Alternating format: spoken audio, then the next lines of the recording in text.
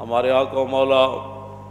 حضور پر نور شافع یوم النشور صلی اللہ تعالی علیہ وآلہ وبارک وسلم نے ارشاد فرمایا، حضرت ابو ہریرہ اس کے راوی ہیں، حضور نے فرمایا تکون فتن، فتنے کا زمانہ آ جائے گا، القائد فیہا خیر من القائم، حضور نے فرمایا اس وقت جو بندہ بیٹھا ہوگا نا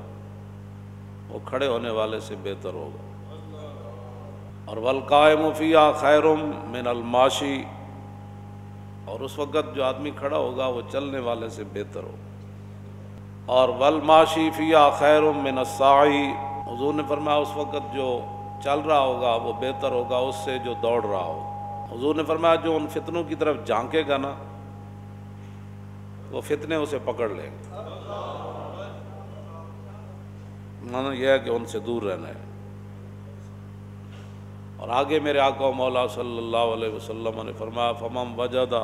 ملجا او معاذا فلیعوذ بہ، جب یہ حالات بن جائیں گے تو حضور نے فرمایا جس کو جہاں بھی کوئی پناہ ملے نا، کوئی ٹھکانہ ملے، کوئی امن کی جگہ ملے، تو حضور نے فرمایا پھر وہ اس جگہ پناہ لے لے۔ یہ تو متفقن حدیث ہے، امام بخاری نے بھی اس کو نقل کیا، امام مسلم نے بھی، وفی روایت مسلم، امام مسلم کی روایت میں اضافہ ہے کہ حضور نے فرمایا کہ النائم فیہا خیر من الیقظان، حضور نے فرمایا اس وقت آدمی جو سویا ہوا ہوگا نا وہ جاگنے والے سے بہتر ہوگا۔ یہ ان الفاظ کا اس کے حدیث کے اندر اضافہ ہے۔ تو معنی یہ ہے کہ فتنہ فتنہ ہی ہوتا ہے، وہ جس انداز میں بھی ہو۔ آدم علیہ السلام کے زمانہ اقدس سے لے کر قیامت تک یہ جو ابھی 1 بجنے والا ہے سامنے والی گھڑی میں 1 منٹ اس میں رہتا ہے، یہ دوبارہ قیامت تک یہ وقت لوٹ کر واپس نہیں آئے گا۔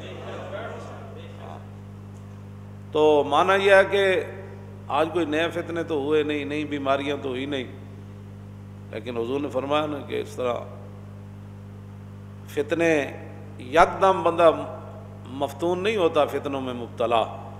تورد الفتن علی القلوب کالحصیر عودا عودا، حضور نے فرمایا جس طرح یہ چٹائی بنی جاتی ہے نا ایک ایک تنکا لگا کر چٹائی، حضور نے فرمایا ایسے فتنے دلوں پر پیش کیے جائیں گے، ایسے فتنے پیش کیے جائیں گے۔ اور میرے آقا نے فرمایا کہ جو ان فتنوں کو قبول کرے گا تو نکتت فیہ نکتۃ سودا، پھر جیسے جیسے وہ فتنوں کو قبول کرے گا اس کے دلوں پر سیاہ نقطے پڑنا شروع ہو جائے گا، اور اگر وہ دل انکار کر دے، حضور نے فرمایا انکار کر دے کہ مجھے سے کیا غرض ہے، اور جی فلاں آیا کر رہے ہو، فلاں آیا کر رہے ہو، تو انہوں نہیں پتہ زمانہ کدھر چلا گیا، انہوں نے کہا جاؤ ہے زمانہ جدھر بھی جاوے تو بخدا خدا کا یہی ہے۔ حضور نے میرے آقا نے فرما دی، بات ختم ہے۔ تو حضور نے یہ بات فرما دی۔ حضرت عمران بن حسین،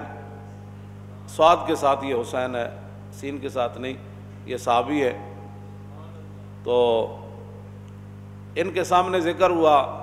کہ حیا بڑی اچھی چیز ہے، تو ایک آدمی کہنے لگا کہ بعض حیات بزدلی کی وجہ سے ہوتے ہیں، بندہ حیادار نہیں ہوتا، ڈرتا ہے۔ تو آپ جلال میں آ گئے، فرمایا جب رسول اللہ نے فرما دیا الحیاء خیر کلہ، حضور نے فرمایا حیا جس صورت میں بھی ہو وہ خیر ہی خیر ہے، تو یہ کیا بات کر رہا ہے،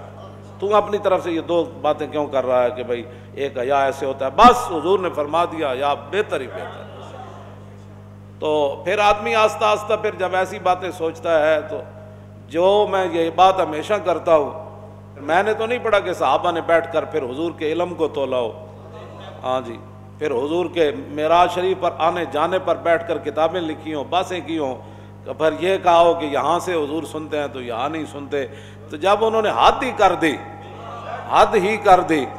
تو اس کے بعد تو بعد میں پھر لوگ آ گئے، پھر لوگوں کو اپنے علم کا خمار چڑھا، کئیوں کو اپنے تقوی کے خمار چڑھے، کہ جب رسول اللہ کی اس زندگی مبارک جو ہے وہ ہمارے لیے نمونہ ہے، جس طرف سے بھی کوئی دیکھے گا نور ہی نور ہوگا،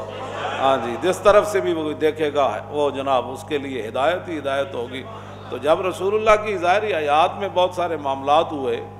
فاروق اعظم رضی اللہ تعالیٰ عنہ کے دور میں آگ ظاہر ہوئی، وہ بڑھنے لگی اس طرح، تو حضرت فاروق اعظم نے حضرت تمیم داری کو فرمایا جاؤ اس آگ کو روکو، تو کہا جی میں کیا کر سکتا ہوں؟ فرمایا تو ہی تو روک سکتا ہے اس کو۔ تو حضرت تمیم داری گئے، انہوں نے وہ سوٹا اٹھایا اور آگ کو ایسے آگے لگایا جیسے ریوڑ کو آگے لگایا جاتا ہے، اور آپ اس آگ کو ریوڑ کی طرح دھکیل کر لے گئے پیچھے۔ آپ کے ڈنڈے کو دیکھ کر آگ پیچھے مڑ گئی،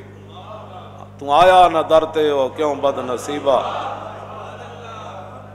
تو آپ اس غار کو، اس آگ کو اکٹھا کر کے غار میں لے گئے